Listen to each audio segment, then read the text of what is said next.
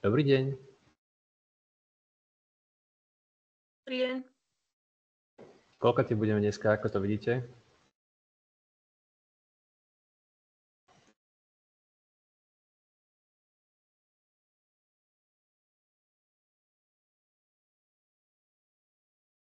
Ľudia.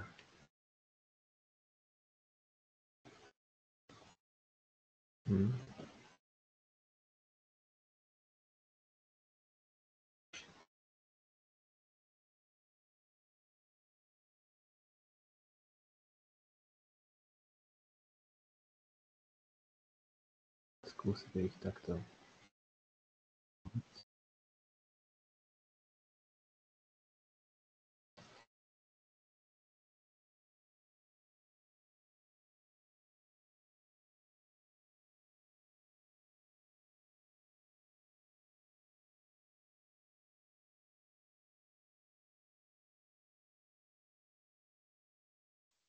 Dobrý deň, Nikol. Dobrý deň.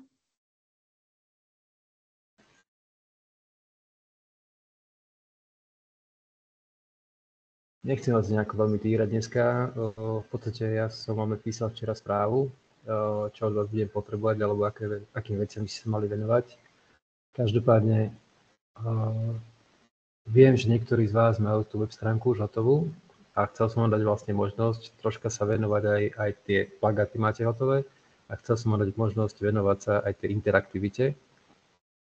Len keď budeme iba dvaja, tak to nemá zmysel. Každopádne ja vám pošlem link do správy, aby ste si vyskúšali sami to XDčko.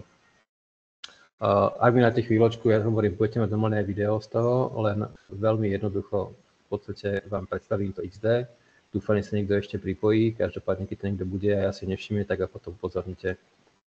XDčko je veľmi jednoduchý program, v podstate ono, aj sme si povedali, takisto ako máte InDesign, jednoduchý, pretože vlastne všetku grafiku robíte v Photoshope a v Illustratore a vlastne InDesign má len také ako keby publikačné schopnosti, celé to vie zlepiť, alebo urobíte nejaké také tie mastre, alebo akoby taký univerzálny dokument potom dokopy, ideálny pre tlač. Tak XDčko tiež nefunguje tak, že je ideálny nástroj na to, aby ste robili grafiku, ale je ideálny na to, aby ste mohli robiť nejakú interaktivitu do už vniknutej grafiky. Ja vám pošlem aj to video, veľmi jednoducho teraz vám to vlastne ukážem.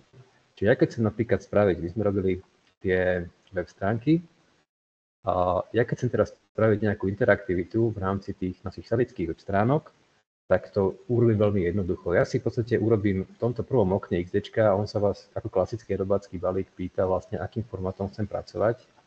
Keďže oni vedia, že tie aplikácie už nie sú iba online, ale sa používajú aj v rámci nejakých prenosných zariadení, ako sú tablety alebo nejaké telefóny, tak oni vám dávajú možnosť pracovať priamo s formátom ideálnym pre takéto zariadenia. Ja si dám v XDčku formát web a on mi vlastne otvorí to prostredie toho XDčka. Je to veľmi jednoduché, keď si všimnete, tak nie je tam nejako strašne veľa nástrojov a my ich ani tak nejako veľa vytvárať a potrebovať nebudeme. Tu naľavo vidíte vlastne, že naozaj má obmedzené možnosti v rámci práce s grafikou a napravo je vlastne ako keby tá interaktívna lišta, čo použijeme v Illustratorovom dizajne, ktorá vám pomáha upravovať vybraté objekty. Čiže ja som si teda vybral Artboard, ktorý má veľkosť webu, to je tá veľkosť 1920 x 1080, čo si kedykoľvek ja môžem prepísať. A veľmi jednoducho si ukážeme preklikávanie medzi dvomi stránkami. Tak, aby som mohol vložiť do toho dokumentu viacej tých stránok, tak ja sa vzdialím. Ako sa robí klávesová skratka na vzdialenie? Je Ctrl medzerník, hej. Mám tu lupu a keď k Ctrl medzerníku Altu dám ešte aj, teda k Ctrl medzerníku dáme Alt, tak mám lupu zápornú, čiže sa vzdialujem. Tak, ja si teraz tento dokument veľmi jednoducho presuniem sem, tú stránku. Skúsim si do tohto môjho vytvoreného artboardu vložiť tú našu už vytvorenú web stránku v InDesigne, alebo jednu z tých stránok. Čiže idem cez file naimportovať. Tu. A tu mám vlastne svoju stránku, ktorú som vlastne robil. Ja som to robil na A4 naležato, čiže ako som hovoril, kedykoľvek viem tomu artboard prispôsobiť. Čiže obrázok tam mám, kliknem si teraz do artboardu a ja tú veľkosť artboardu veľmi jednoducho natiahnem tak, aby som tam mal celú tú moju stranu, ktorú tam potrebujem mať. Hej. Takto a takto. Čiže veľmi jednoducho ja si dokážem zmeniť veľkosti buď toho obsahu, ten môžem kedykoľvek natiahnuť, alebo toho artboardu, ktorý tam mám. Tak. Čiže ja som si približne vložil, samozrejme ja si viem aj ten artboard úplne presne nastaviť na veľkosť tej stránky, čiže ak by som potreboval, tak ho nastavím na veľkosť A4, náleža to. Hej. Tak. Ja som si teda vložil toho artboardu moju stránku, samozrejme je ešte statická, je to vlastne len obrázok vyexportovaný z toho InDesignu. A teraz, ak tam chcem dať nejakú interaktivitu, tak určite musím najprv mu dať, čo sa má stať. My sme si povedali, že vlastne robím web stránku, ktorá má 5 podstránok a či tá interaktivita bude v tom, že pomocou tohto menu, ktoré tu mám, sa budem preklikávať medzi týmito 5 podstránkami. Čiže ja to veľmi jednoducho spravím, čiže ja si dám najprv, čo urobím to vlastne, že si vytvorím ako keby možnosť alebo tie interaktívne prvky. Tie interaktívne prvky môžu byť veľmi jednoduché obdĺžniky a bolo by fajn, keby neprekrývali vlastne moju stránku. Čiže ja si to priblížim. Medzerníkom mám ručičku, čiže viem potom veľmi jednoducho manipulovať s tým objektom, ktorý tam mám umiestnený. Ja si cez každý ten button, ktorý tu mám, vytvorím takýto obdĺžnik. Ako som hovoril, na tej pravej strane sú nástroje, ktorými môžem nastaviť tie objekty, ktoré mám označené. Čiže ak som si vytvoril obdĺžnik, on hneď na tejto pravej strane mi ponúka možnosť zmeniť jeho veľkosť, zmeniť jeho zmenu obsahu, zmeniť jeho výplň a zmeniť jeho obrys. Ja ale nechcem, aby ten obdĺžnik bol ľubovoľnej farby alebo ľubovoľného obrysu, takže ja mu obrys aj výplň odstránim, pretože chcem, aby mi vlastne presvítala tá pôvodná grafika mojej stránky. Hej. A takýchto obdĺžnikov si to môžem spraviť až 5. Môžem to robiť tak vlastne, že jednoducho si budem ťahať kópiu pomocou Altu, ako sme zvyknutí. Vymočím obdĺžnik, kliknem si na Alt a potiahnem myšou vedľa, vlastne urobím si kópiu. Hej. Ja som si zatiaľ zapol na chvíľočku tú výplň toho obdĺžniku, aby som ho vedel uchopiť. Inak samozrejme potom tú výplň vypnem. Keď som si spravil akoby také vrstvy na tú moju web stránku, aby som vedel vyradiť tomu dokumentu určitú interaktivitu. Tak, všetkým 5 obdĺžnikom povypínam výplň, ale oni tam sú, áno, vidíme ich tam. A teraz ja si mám teda vytvorené interaktívne objekty, zatiaľ vlastne iba s tým, že existujú, ešte nemám svoju funkciu a mám teraz urobený jeden artboard. Ja sa teraz odstialim pomocou medzerník Ctrl+Alt a ja si teraz spravím kópiu tohto môjho artboardu. Veľmi jednoducho sa to robí, čiže môžem robiť nielen kópie objektov, takže na ne kliknem a držím Alt, ale môžem kopírovať celý artboard. Čiže ja si kliknem na artboard, podržím Alt a urobím jednu kópiu a ešte jednu. Hej. Takisto to funguje na 3 stránkach, ako aj na 2 stránkach, čiže keď si ukážeme, ako to funguje, tak budete vedieť sami vlastne to rozšíriť na tie ďalšie strany. Čo je rozdiel? Čiže na artboarde 1 chcem úvod. Na artboarde 2 mám tiež úvod, tak je ten obrázok tam nechcem, ten si zmením. A na artboarde takisto mám úvod, čiže aj tam si to zmením.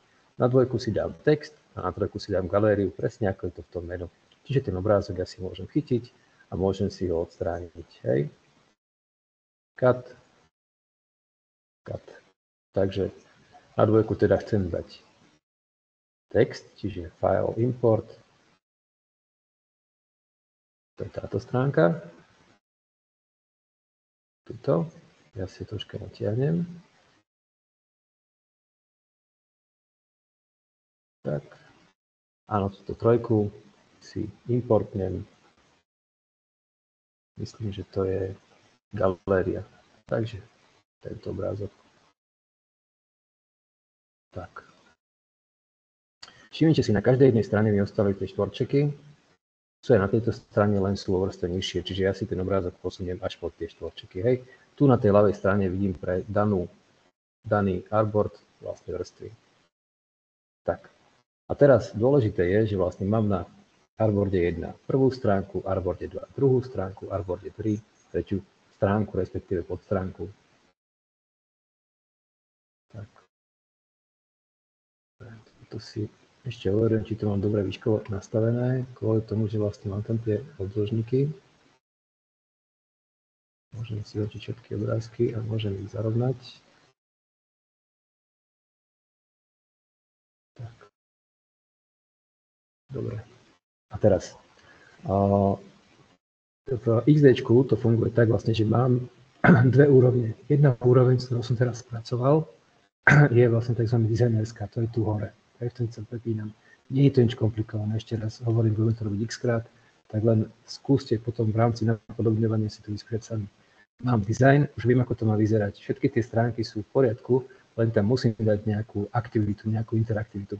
Ja som si kvôli dizajnu teda na každý ten slide, respektíve na každý ten artboard dal jednu podstránku a na každom som si vďaka tomu, že som ich kopíroval, mám teraz nakopírované vlastne tie obdĺžniky, ktoré sa nachádzajú na miestach, kde majú byť batony. Je to kvôli tomu, že vlastne ja som si musel vytvoriť nejaké interaktívne prvky, ktorým teraz v ďalšej záložke, tzv. Prototype, budem dávať funkciu. Opäť funguje to jednoducho. V podstate ja som sa prepol do Prototype, idem na stránku číslo 1, a tu si nájdem ten obdĺžnik, ktorý mi prekrýva prvý button. Hej. Ja si naň kliknem a Prototype vám rovno dáva možnosť vlastne dať aktivitu tak, že máte označený objekt a aktivitu vyrábate tak, že si jednoducho z tohto objektu cez túto šipku natiahnete, čo sa má stať. Ten prvý button je úvod a on by ma odkazovať na tento slide, na ktorom sa nachádzam. Či tam nejakú super aktivitu robiť nebudem. Nemusel by som dokonca ani vôbec nič robiť s týmto úvodom, lebo vlastne nemalo by sa fyzicky nič stať, keď stále klikám na úvod, som na úvode, ale musím to spraviť na tých ďalších stránkach. Čiže obdĺžnik na stránke 2, časti úvod, presuniem tak, aby mi vlastne skončil na artboarde číslo 1. Hej. On nakreslí krásnu cestu a to isté spravím aj s úvodom na artboarde číslo 3, že jednoducho tú šipku toho prvého obdĺžnika presuniem tak, aby končila v artboarde 1. Hej. Tak. Samozrejme mám tam 3 slajdy, takže druhý obdĺžnik bude smerovať na artboard 2 a tretí bude smerovať na artboard 3. Veľmi jednoducho, v podstate som si urobil obdĺžniky, ktorým teraz pridávam, tu hovorím, ostávam na tom istom slade, tak nemusím robiť nič a trojke dám, tu sa vrátim na trojku. Tak. Úvod tu je vložený, dvojka, respektíve text má odkáže na artboard 2 a galériu nemusím riešiť, lebo vlastne sa priklikávam nikam. Čiže ja som veľmi jednoducho tým, že som si natiahol tzv. Akciu z daného objektu. Keď si pozrieme vlastne, čo to robí, tak vlastne objekt má priradenú akciu, že pri kliknutí sa presuň na artboard, ktorý je artboard 1. Hej? Tak, aby som si vyskúšal, ako to funguje veľmi jednoducho, tak si dám tu hore vpravo, je tzv. Ukážka.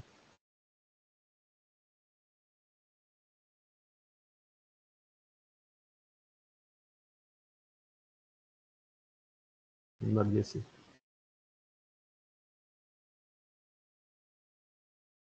Takže ešte raz.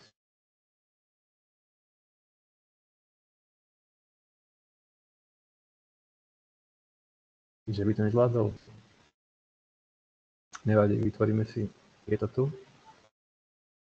Máme tam tie prvky, ja si to ešte priblížim. Áno, a dáme si ukážku. Hej, čiže funguje to tak vlastne, že na tej prvej stránke som povedal, že keď kliknem na ten štvorček, ktorý mi vlastne je neviditeľný cez ten button, kde sa nachádza úvod, tak by som byť na prvej stránke, cez dvojku, cez ďalší štvorček na druhom slajde a cez ten tretí na treťom slajde. Hej. A keďže som dal takúto aktivitu, alebo prototyp som zapol na každej jednej každom jednom artboarde pre všetky tie 3 prvé Sporčeky, tak to vlastne funguje. Ja to nahrávam, vy si to kedykoľvek môžete zastaviť, alebo vám pošlem to video a vyskúšate si vlastne takto oživiť svoju vlastnú stránku. Samozrejme, nie je to nutné. Je to len preto, aby ste účelne dnešný deň využili. Čo je nutné dneska, je urobiť hlavne tie plagáty a ja si myslím, že niektorí z vás ste mi to už aj posielali. Dobre? Takže ja si píšem, že tu bola šedá a uhlíková. Dobre. Dobre. Pošlem vám do správy link na video, pošlem vám vlastne predstavenie XDčka, to som vlastne robil predtým a takisto je to, čo som vám teraz predstavil. Dobre? Dobre. Čiže vyskúšať a hlavne účelne to využiť, aby sme potom vedeli ďalej pracovať. Ďakujem za pripojenie, to je od mňa dneska všetko a už len posielam správu. Dobre? Ďakujem, že ste sa pripojili. Pekný deň zatiaľ. Majte sa. Aj vám. Dovidenia. Dovidenia.